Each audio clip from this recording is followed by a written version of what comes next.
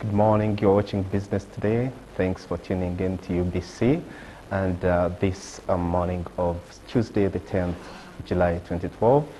And this program is sponsored by Makere Institute for Social Development. As you know, it's your usual business program. Hope you enjoy it. And today we have a special episode. We are talking about something very, very important to you. We are talking about health. Now, all of us have very many considerations about different things, but we cannot overemphasize the importance of health. And in particular today, we're talking about health and business. And with me in the studio, we are blessed to have the presence of a knowledgeable person about the health industry. And that's Dr. Sanjay Advani, who is the Chief Executive Officer of Shelys Africa Group, and he's based in Nairobi, Kenya. Good morning, sir. Good morning. Very nice to have you around, and I hope you're enjoying your stay here in Uganda. Very much, very much. How has it been? Very good. The weather is good. Mm-hmm. Yeah, the people are nice. Absolutely. Yeah. The same with Kenya? Same with Kenya, yeah. Somewhere. It's very nice to have you around, sir. And obviously, we're talking about health. When you talk about health, our governments in Africa for a long time have been trying as much as possible to see that they give the best health prospects for their populations. It's a challenge. It's an ongoing challenge. There are very many partners, international partners, development organizations, NGOs working together to see that that's the case. And indeed, the funding and the medicines and everything has been fair of recent, has been going up, but there's still challenges. For example, people say we cannot rely on donor funds forever.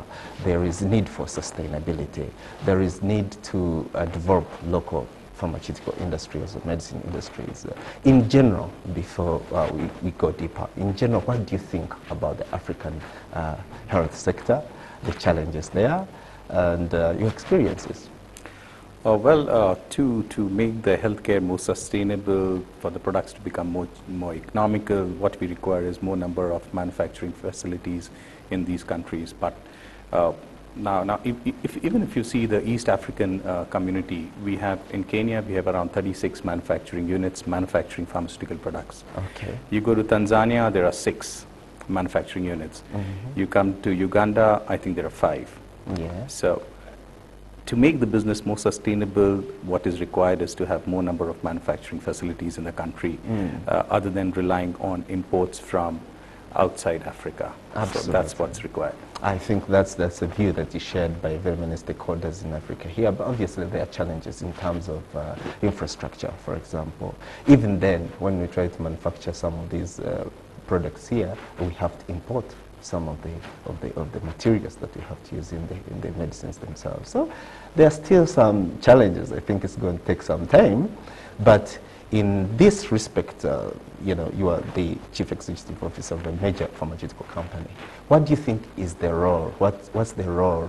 What should be the strategic approach, the mindset of organizations like yours who are there to make as a business, but also obviously have a responsibility to see that the industry is sustainable? For example, for Shelys Africa Group, we have 2 manufacturing units. One is in Tanzania, the other one is in Kenya. Yeah. The unit in Kenya is known by the name of Beta Healthcare. Yeah. In Tanzania, we have a company called Shelys Pharmaceuticals. Now, both these companies, if you see, they are the largest in those countries where the pharma businesses are concerned. They're the large companies. Mm-hmm. And both these companies are owned by, 100% owned by a very large pharma company called Aspen Holdings. Aspen Holdings, which is situated in South Africa. Mm-hmm. Now, you see, the biggest challenge as a country, as a consumer, as the government one faces is that, we have around 70% of the products which are imported. Yeah. Now, the companies are situated all over the world and the products are imported. And what happens is there are so-called people who try and take advantage, who come out with duplicate products and send it. And there is no way for the companies who are in US, Europe, and wherever to find out whether their products are getting duplicated. And where it comes into Africa. It's a very big So problem. it's a very big problem. We read it in papers every day that there are duplicate products coming in. So the biggest, but it does not happen to the company which is based in Africa, because they have a field force, they have workers, they have number of people working with them. So those kind of products are not counterfeited. But the products coming from outside are counterfeited. Are So you say that you have some kind of advantage from the big pharmaceutical companies like in Europe, Western Europe, which produce drugs for our markets, because for you are stationed in Africa, you know how everything works, you know exactly, you're more, used to the situations. Absolutely, and you will rarely find local companies' products being counterfeited. Rare. Yeah. But most of the time you'll hear about a company from outside Africa doing that. Yeah. The products are counterfeited. Yeah, it's very hard, obviously, if you're outside Africa. It's a bit hard to police, to be there in the market every day to see if your products are being counterfeited. But nevertheless, it's a very big problem. But before we go deeper into all these issues, better healthcare is obviously under Shelys now. Shelys Africa at the moment, and Shelys is under aspect. So there's a whole chain of acquisitions, of mergers, and all that kind of thing, which is actually a trend now in the pharmaceutical industry. I think probably maybe because of the benefits of the vertical integration kind of thing. See, as I earlier said, what's happening is people need to align towards the strength of each company. Now, there are a lot of companies all over the world which have a good manufacturing facilities, but they do not have Africa as a market. Yeah. So they can take an advantage of a company in Africa, manufacturing unit, wherein they can align, they can get into kind of an R&D kind of a tie-up, they can get into a type of marketing, they can get into a type of distribution. So those are the alignments that using each other's strengths and taking the business forward. So that's what's happening, and pharma industry especially, it's more. Absolutely. But in particular, better healthcare has been here in Uganda for some time now, and it's very well established in Kenya. Most people might be buying drugs from you and all that, but they don't know much about better healthcare. What is it? What can you tell us more about it, the brief history and how it has started? See, Beta Healthcare was earlier Boots from UK. Okay. So the name got changed in, say, somewhere around 2003. The name changed from Boots to Beta because Boots sold off their companies all over the world. Yeah. So that's how it came to known as Beta. And in 2008, Aspen took over Beta's 60% shareholding. Okay, right. And it is only this year that they took over 100% shareholding. Beta is basically, because it has its roots to Boots, it manufactures basically over-the-counter products. Yeah. And these are the products which are advertised, and like for headache pills, like we have here. Some of your products. Some of our products, like Action. Action, yeah. Yeah, which is an headache pill, manufactured again at the Nairobi facility. But we have an office and a distribution network, a warehouse in Uganda also. In Uganda, yeah. Right. We have a complete field force. We have so that's how it is. We have some more products we have Maramol, which is again another product which has been there. Action is actually a big brand. It has been there for a long time. I think it's one of the biggest brands in Uganda yeah, today. Most people would buy it. You wouldn't know that Beta Health is the one which manufactures it. Exactly. And you have another, I think, Good Morning as well. Yeah, we have a Good Morning, which is for cough and cold. It's herbal in nature. So we have a whole range of products which are being marketed in Uganda. Which are being marketed. Yeah. And obviously, you mentioned something important. Boots, if Boots is the one which you use to own Beta Healthcare, and Boots is a very big brand, especially in Europe. It's one of the most reliable in terms of quality standards. Not only that, but in corporate social responsibility, in how it deals with its workers and everything. So hopefully, if you've taken that up and you have those systems in place, then it must be a very nice place. place to work.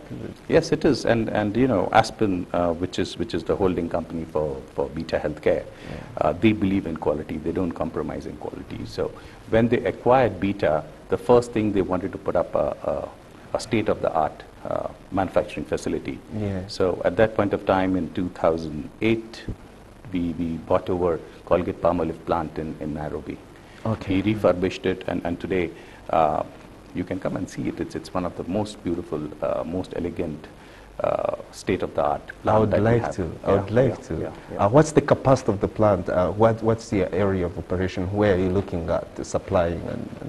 See, we have we manufacture in that facility tablets, syrups, powders, external applications. So we have a whole range of products, and our target with Beta Healthcare is to have the presence in whole of Eastern and Central Central Africa. Yeah, we are there, but we would like the business to grow further. Absolutely. And I think it's going to grow because if you talk about Uganda, even the surrounding countries, if you talk about in terms of population, the population is increasing very highly, and also people are even having more income, let's say, to buy the drugs a little bit, not from the governments or anything like that, but individually. So you can still market directly. So in terms of opportunities with these markets, the Central African region, what do you think, or what are the prospects? What do you think of the opportunities? Prospects are big, and that's the reason companies from all over are trying to get into these markets. But we need to be a little bit careful. See, we need to learn a lot from our other neighboring countries, like in Nigeria. Nigeria has got around 90 products, combinations, that are banned for imports. Why? Okay. Because they want the local businesses to become sustainable. Absolutely. Yeah. So the government says that, well, these are the products wherein we can manufacture in our own country, so we do not allow imports. More imports. The products which there is a shortage of, or we do not have the capabilities, imports are allowed. Yeah. So that makes a lot of sense for the economy of a country. It does make a lot of sense, Yeah. especially in terms of, for example, in generic drugs, most of the generic drugs, it goes even to patenting, you know, like some of developing countries have been saying we cannot go per se according to World Trade Organization's rule, regulations about patenting and all that, because look, we have our own medicines here that we do, we know they work, but when you bring in these issues, it's like, then you're disregarding what we can offer. Exactly. And we can't build capacity. We cannot continue relying on imports. So it's a good thing to see that it's an African, even though it's, acquired or it's affiliated to an big international pharmaceutical, there are advantages to that as well. But the orientation is that it's an African company, and Exactly. you're producing from here, giving the employment here, the raw materials and everything. Yeah. But on that particular point, the most important challenge here is research and development. In terms of manpower, if you go to our universities, the people who come out of university don't have the facilities to do research. So you get pharmacists, but in actual sense, they've been limited in what they do. Now that you've put up this big plant in Nairobi, Kenya, how do you plan to sustain it? Who are you going to employ in terms of, and how are you going to work, for example, with institutions of learning? See, if you look into Africa, I'm not talking about South Africa, I'm talking about the rest of Africa. I don't think so any pharmaceutical manufacturing facility has got an R&D center.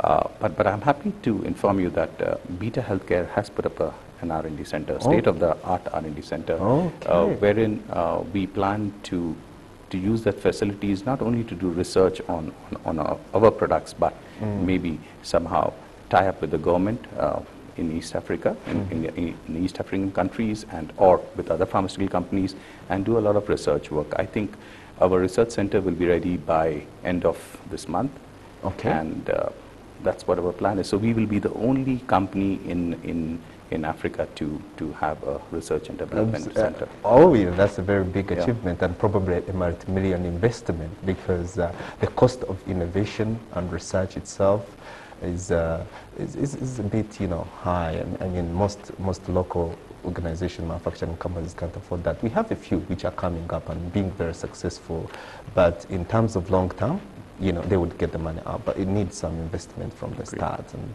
I think probably maybe your mergers with Aspen and all those kind of helps, which is a good thing for us here. Agreed, because shall get the drugs cheaply, hopefully. Yeah, cheaply, better drugs, better quality, better quality at good prices. Yeah.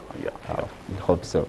So, when we talk about the pharmaceutical industry in general, people have all sorts of concerns about it. Actually, in popular culture, some people have portrayed it in different ways. They show the organization where there's a lot of things going on, influence and all that. For example, in terms of research, that some people would work to see that the products that they want are the ones that pass the researchers and all that. What's your comment on that? Are you aware of something like that? See, it's like, when a company puts up or has a research center, a lot of money goes into it, a lot of investments, a lot of manpower, time goes into it. And then when what comes out of the research center may not be viable, it happens. Sometimes a research helps in coming out with one of the best drugs that the human beings they require. Yeah. So there are ifs and buts, but medicines are called drugs. Yeah. So I think that's the reason the word drugs gives it, but it's not so. The regulatory environment today is so strict. You come to Uganda. Yeah. I think in Africa, the NDA has got one of the most qualified personnels working in National Drug Authority. Absolutely. Yeah. So and they also come and visit our facilities. We see the kind of people come. So it's not that you can come up with shoddy drugs. All these drugs, counterfeit and whatnot, comes out of Africa. It is not manufactured in Africa. So that's it. But that's it. Yeah. And there's another thing we are talk about that there's this expression they use nowadays, Me Too drugs. I think you've heard about it, whereby companies are making the same drugs, but they kind of differentiate them from branding. So basically, the customer is not getting a better choice or anything, but it's marketed as a new thing, And obviously, the proponents say, well, in terms of developing these drugs, it's much easier. It's okay if it's working. The opponents say, oh, well, if it's working, but you have to have a variety, you have to have all these.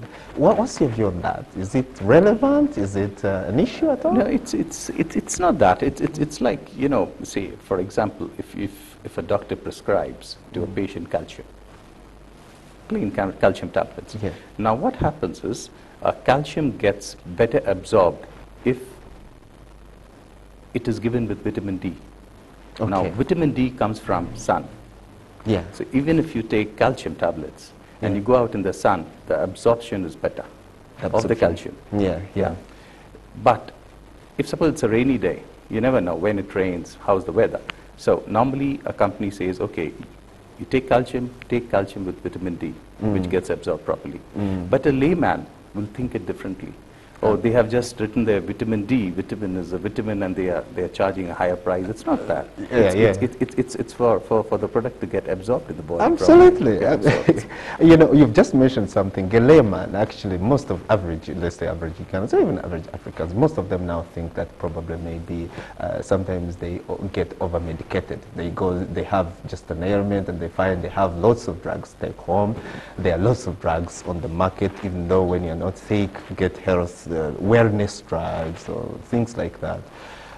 Some of them obviously appreciate the use, and for me personally, I think if you select them well and you take them on prescription and advice, they are very good, only that we haven't been used to that exposure because we didn't have the money and the resources to do that, but some of them are good.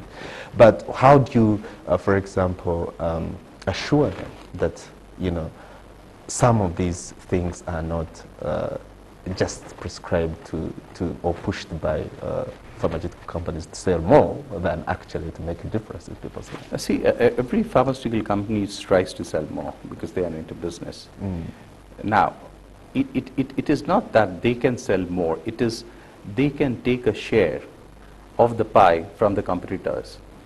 So, for example, if it's a plain headache pill, so our headache pill is Action, for example, in Uganda, and there is an X headache pill available. So it's not that the pharmaceutical company generates headache in people, what it does, it tries to take share from the competitors. Okay. So it's a kind of a war to take over the competition. Okay. So yeah, so that's how it is. That's how it is. It's not that particular thing. Now, before we just go deeper into that side, we have a big local traditional medicine culture. For example, I don't want to call them traditional healers or anything anymore, because like for us in Uganda, we have those who are already licensed to produce actually drugs, medicine, which does help, very well packaged and all that, but starting from here.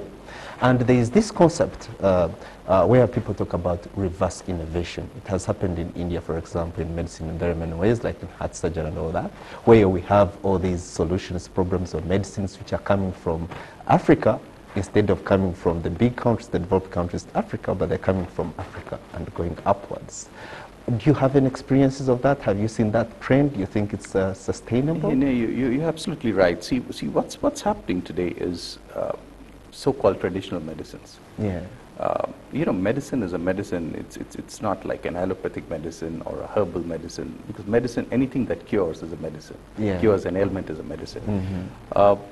What happens is there are a lot of concoctions which people prepare because of some knowledge from the generations, and these medicines, I'm calling it medicine. This concoctions tries to heal an ailment, or a person, a patient gets relief from an ailment. Yeah. Now, most of the companies, so-called the progressing countries, they pick up these formulations, they take it to their countries, they do a lot of R&D, and they come out with the concoctions. Now, if you go to the US, you go to Europe, around 50 to 60% of the shelf of any pharmacy, you will find products of herbal nature available. Yeah, yeah. So the trend is going towards herbal nature, herbal medicine and all that.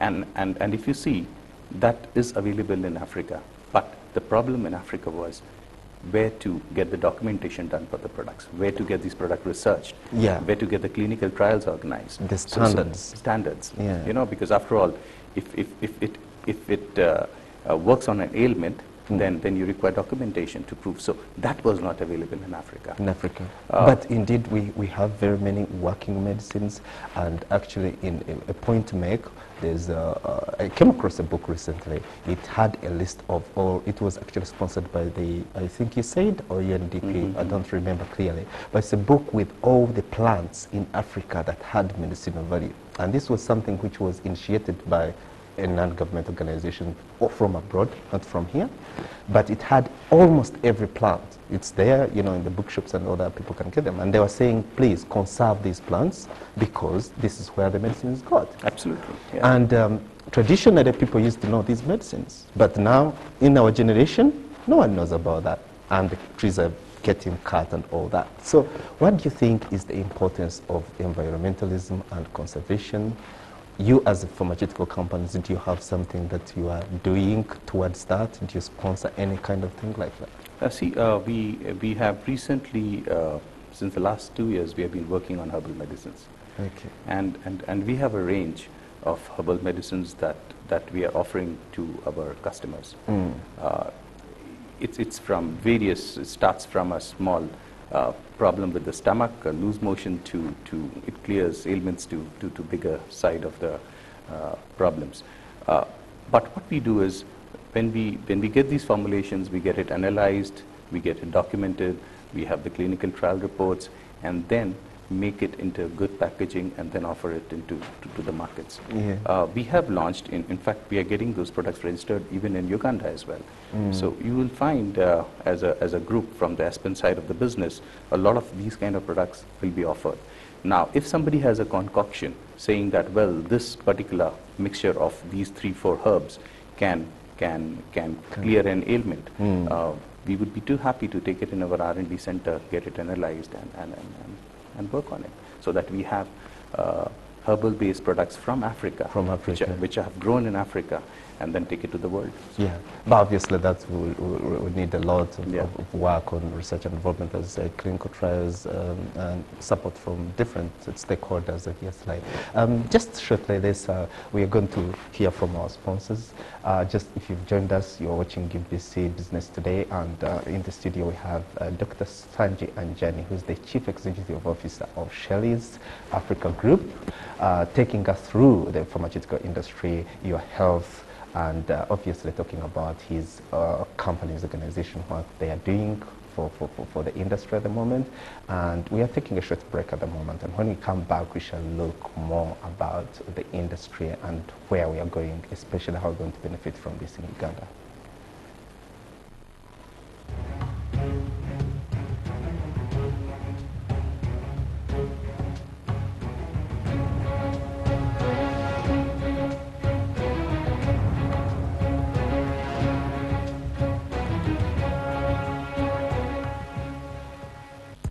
Another heavyweight contest begins. In the blue corner, we have Mr. Action! And in the red corner, we have the headache. And the action begins. Action delivers a left to headache. What a hit! An uppercut to the right. Wow! And the final hit knocks headache down. Mr. Action has proven he is the best. Knockout headaches with Action. If symptoms persist, seek medical advice.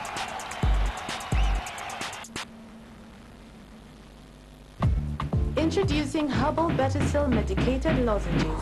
Fast, effective, and soothing action for sore throats with ginger mint flavor. Betacil, the herbal remedy for sore throats. If symptoms persist, consult your doctor.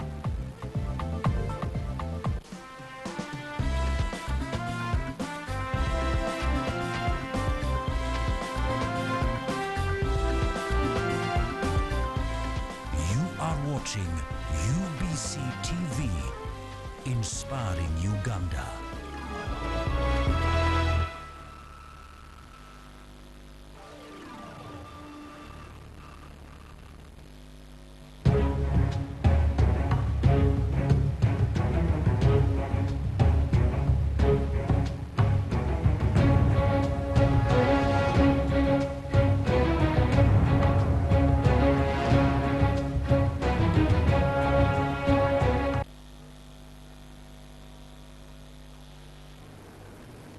Welcome back. You're watching UBC Business Today, and just to let you know that again that this show is sponsored by Makerere Institute of Social Development, and if you just joined us, we had a very interesting discussion about health, about pharmaceuticals, and with me in the studio we are blessed with the presence of Dr. Sanjay Advani, who is the Chief Executive Officer of Shelys Africa Group. We've been talking about the industry in general, and Dr. Sanjay, I think, probably enjoying this, but in particular, I noticed you showed us some products there earlier, and I thought we could look them again, because I just wanted you to explain to us what, for example, when you make mergers and you make acquisitions, and you have these different products from different companies. For example, let's say you had a Better Healthcare product, you had a Shelys product, you had an Aspen product. How, for example, does it mean that you're going to change the strategic approach in how you market these things? For example, some of these products could have been competing on the shelves, and people have different brands in their mindset, thinking that this is manufactured by so-and-so. I like it because it's manufactured so-and-so. I like it because it's manufactured by so-and-so. How do you integrate the process? How of a challenge is it to integrate the brands and the process as well? Okay. What I'll start with, like, for example, we were talking about the herbal products. Yeah. Now this product is called Zoom. Yeah. It's 100% herbal. 600? It's 100% herbal. It has no chemicals in it. Wow, right? okay. Yeah. Now, this is an aphrodisiac. Okay. Now what happens is, it's called Zoom. Zoom. Yeah. Right. Now what happens is, if for example, you know, people suffering with diabetes, Yeah. suffering with hypertension. Yeah. Now, if a person is suffering, they require drugs. But when they're taking drugs, their libido goes down. Yeah, absolutely. That's, now what that's to do? very common. Yeah. You have to look for Zoom. You have to look for Zoom. No, that's a very nice product. I'm Yeah. sure maybe some and of it the has no viewers, side effects because it's completely herbal. It's completely herbal. You know, we have traditional herbal medicines which actually aphrodisiacs naturally. I think almost in every African country you can get them, even in India and Pakistan, or tropics and all that kind of thing. But about the integration, for example, where is this a better health product? It's a beta healthcare product. What about the what about Good Morning, for example? This Good Morning it's a old product of Beta Healthcare. Yeah. And it's been manufactured for decades, but it's a Beta Healthcare product. Yeah, Now your question about various companies that we are getting into tie-ups, into strategic alliances. Yeah.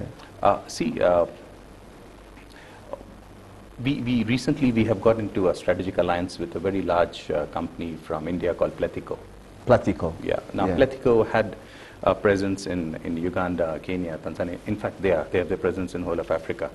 But we got into a tie-up with them because we wanted to use their manufacturing facility. They have got an excellent manufacturing facilities for products that we do not manufacture here. Okay. So we've got into a strategic alliance wherein we have taken over their complete. They manufacture for us, and we market, distribute, we do all the promotions for them. So it's a strategic alliance. So we have got into a strategic marketing alliance kind of thing. Marketing, product development. It's a whole lot of an alliance. Then there's another very large company from India called Anglo-French, which was the erstwhile Roche from Switzerland. So the name got changed, now it's called Anglo-French. Yeah. We've got into an alliance with them as well, a strategic alliance with them. So we are taking over their brands, marketing it, distributing it in the whole of Africa. So, maybe we should say that just on that note, India is one of the upcoming countries. In terms of research and development, almost already the Western world is relying on it on very many aspects. On IT, for example, where it has, I think now it's probably a market leader, almost. But also in medicine. We've had very many medicines from India in the past, but obviously people would talk about quality. India and China, they would say, oh, no, if medicine from India or China, that's, if you go to the shops, that's poor quality. I have to first see if I can get one from Germany or from, another. But the mindset is changing because people are realizing that, hey, look, actually, these countries are taking over all these companies that we have over there, European. And those are important strategic alliances, I think, for the future. Yeah, for example, syrups. You know, syrup has 90% water. Any syrup, liquid. 90% water. Yeah, and the rest are chemicals and other things. Now, shipping it all the way from India to the syrup doesn't make sense. It doesn't. So what we are offering to the large pharmaceutical companies from Africa, we are in Africa, we are telling them, fine, we have got a beautiful factory. This factory is approved by most of the regulatory authorities. Okay. Come and see it. Why don't you manufacture these products instead of shipping water? Yeah, or instead of shipping water, you get it manufactured in our plant. And we have a fantastic distribution network. We have a fantastic marketing. It's a marketing organization. Use us so it's a tie-up. It makes sense. It makes sense, absolutely. I'm talking about distribution and marketing in particular. If you go to Europe, for example, this has been raised as one of the controversies because of the if you're not directly marketing the consumer. They are, like, for example, you're marketing or you're selling to institutions, public health institutions, let's say the NHS in Britain, for example. And those are the big public health insurance companies come in and all that. And people say that sometimes, because these organizations are mighty, they influence which drugs are going to be prescribed using formularies and all that kind of thing. They, for example, people would say, oh, if you're taking that drug, health insurance, we are not going to give you insurance. You've seen that happen somewhere because it's dangerous. Or, for example, big organization in Uganda, let's say, National Medical Stores would say, oh, we only take these products for this kind of thing. What's the role of such kind of bodies? How of a challenge is it to work with them? And what's your view on the matter generally? As I had earlier said, every country needs to give out a certain a price preferential treatment to a local company. Okay. Now, by a local company, we need to see East Africa as a whole. Yeah. So for example, if there's a tender coming out in Uganda, there should be a kind of a situation where they say, if this product is manufactured in Africa, this will be the preferential treatment that will be given. That will be given, yeah. So with that, what happens is more and more African companies start supplying. And the business becomes more sustainable, the economy becomes more sustainable. Yeah. So those are the things which one needs to use. Yeah, so you're saying in a way, actually, instead of becoming a controversy, actually it's a good thing. And you mentioned a good point there, because some people have said, oh, these people who actually spread those rumors that, in Europe and all that are the people who want us to open our markets to all these big pharmaceuticals. Exactly. And we never developed. So Exactly. there is a good part of it to that aspect. And it's good to know about that as well. But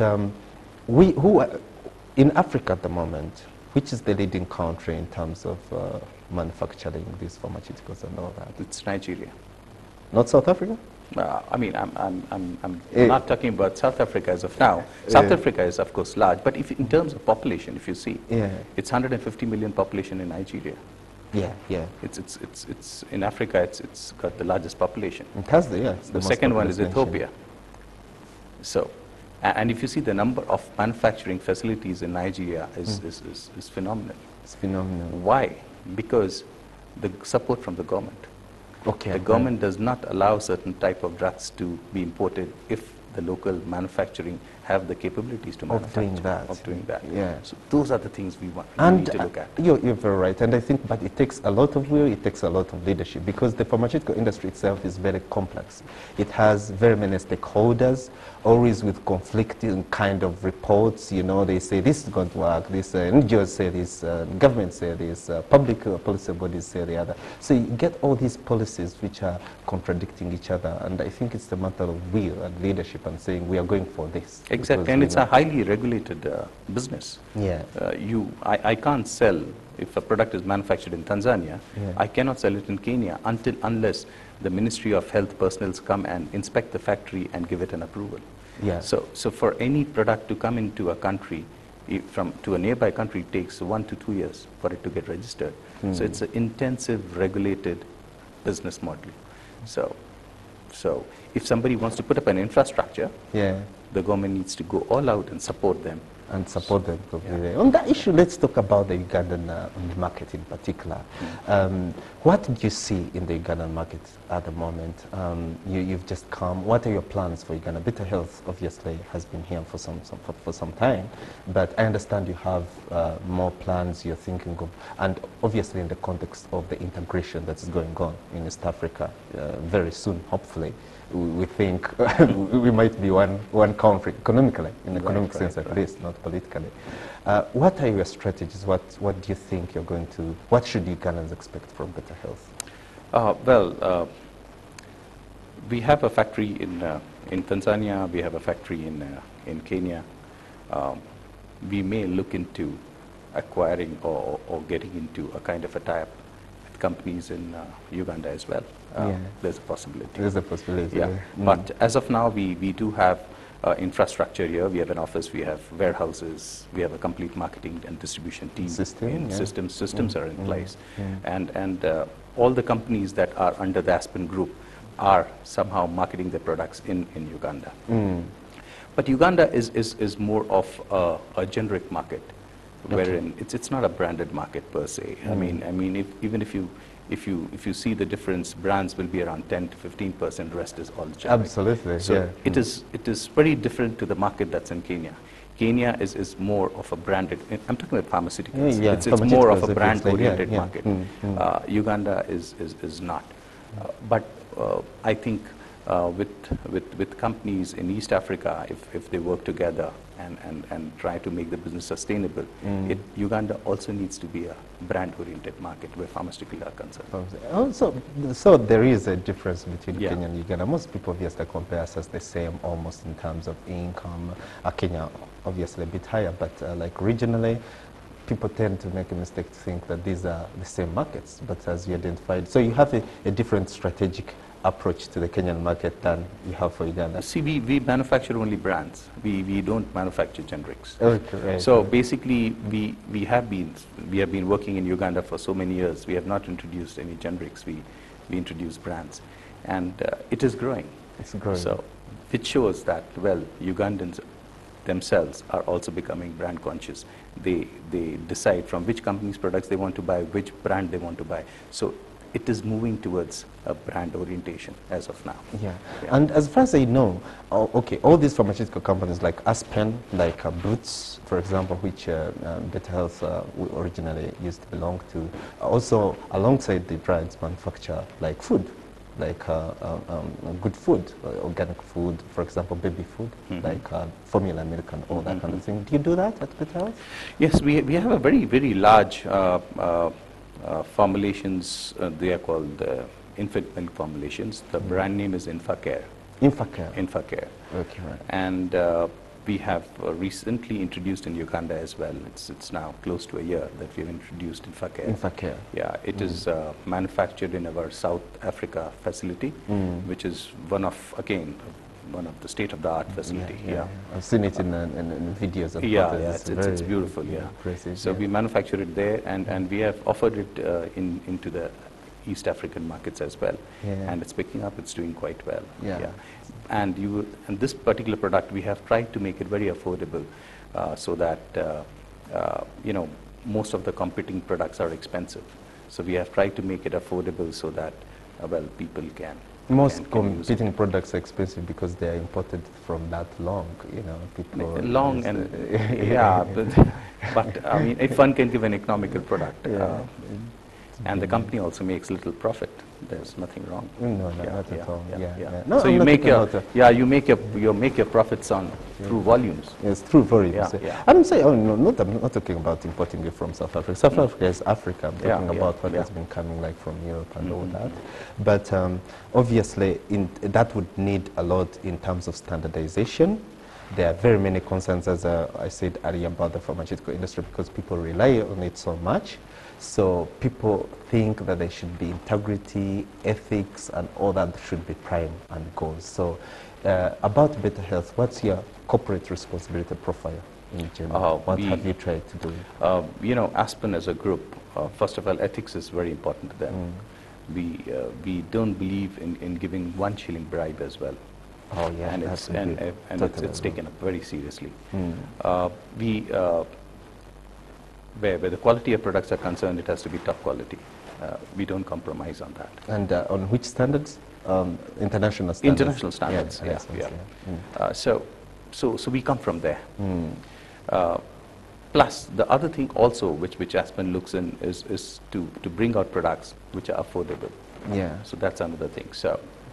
Which is very important for our markets here. I think that's prime. This Infacare, what we have been talking about, I mean, you go to the marketplace, you go to the biggest supermarkets here, you will find our infant milk formulation comparatively cheaper, economical to the other competitors. But the quality if it's not the same, it's better. You would say that, absolutely. So people should go there and try Infacare because it's also a challenge. It's hard for a brand to penetrate. It takes some time, but obviously I think if it's an African brand, people will support it more. People are actually understanding more and more that we have to support our own industries here. Agreed. There are all these pressure groups that we give opportunities to, like media, for example, to come and talk about each and everything on the program. We are very, very, happy to be around. But what's your experience with UBC? You're not from here, you're not from Kenya. How are you working with them at the moment? I come to Uganda. We have, as I told you, we have an infrastructure here. So I visit Uganda every month. I'm here for 3 every month? Days. Yeah, every month I'm here for 3-4 days. And it's a very important market for us. Yeah, So it's important that I'm sitting with you here today. Very nice, thank you very much on that. But I think probably maybe we're happy to have you around, and that's all the time we had for. And please, for our viewers who have been watching, hope you enjoyed the discussion. In the studio we had Dr. Sanjay Advani, who again I have to say is the Chief Executive Officer of Shelys Africa Group, which also owns Data Healthcare, and is also in works obviously is affiliated to Aspen International, which is a big company, and we are very privileged to have him around to tell us about pharmacy and health and the business around it. Hope you enjoyed the occasion. Any other last words? I would say thank you. I love to be in Uganda. You love to be in Uganda. You're welcome. You're already in Uganda anyway. Thanks you for having me around. But that's all we had for today, and hope to see you next time on Friday, probably. Have a nice day. Thank you for tuning in.